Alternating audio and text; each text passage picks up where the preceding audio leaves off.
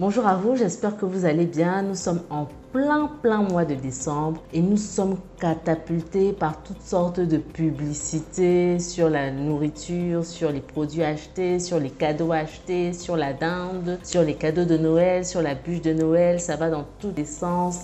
On est sollicité par la famille, on est sollicité par les amis. Il y a plein de bonnes choses à manger. C'est compliqué, les kilos arrivent. Comment faire pour ne pas prendre du poids pendant les fêtes? C'est de ça que nous allons parler aujourd'hui, tout de suite après le jingle.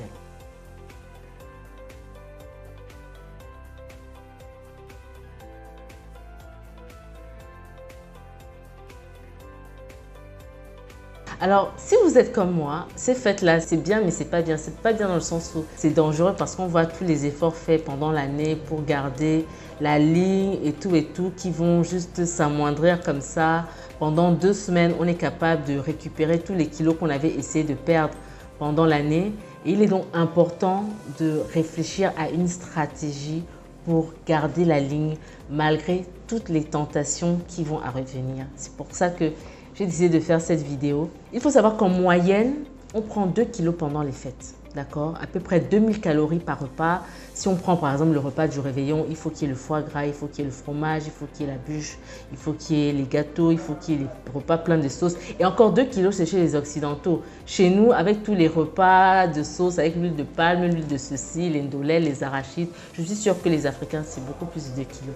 Alors, comment faire justement pour garder la ligne malgré tout? Quelle est la stratégie que je vous invite à appliquer, que moi-même je vais appliquer, essayer d'appliquer en tout cas? C'est que 2-3 jours avant une sollicitation, vous faites attention à ce que vous mangez. Vous prenez un petit déjeuner avec du pain complet, avec du lait écrémé ou semi-écrémé. Le repas de midi, le déjeuner, doit être avec le moins de matière grasse possible, riche notamment en légumes, riche en fibres, avec des viandes maigres. Et le dessert, tout simplement avec des fruits, d'accord, des fruits de saison. Et le soir, vraiment, vous mangez hyper léger. Alors, l'une des choses que les gens peuvent essayer de faire, c'est de faire le jeûne. D'accord, c'est-à-dire, moi, je vais jeûner avant l'invitation chez la tante X, chez la grand-mère telle, chez le réveillon de ceci, cela.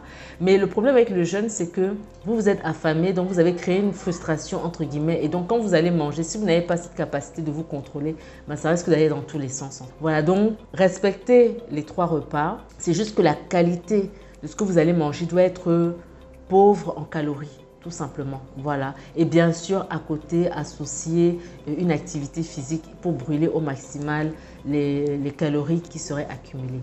Voilà, j'espère que vous allez apprécier cette petite astuce, cette stratégie anti-kilo pendant les fêtes de fin d'année. Donnez-moi des nouvelles dans vos commentaires, likez, partagez et surtout abonnez-vous pour les nouveaux. On se dit à la prochaine vidéo.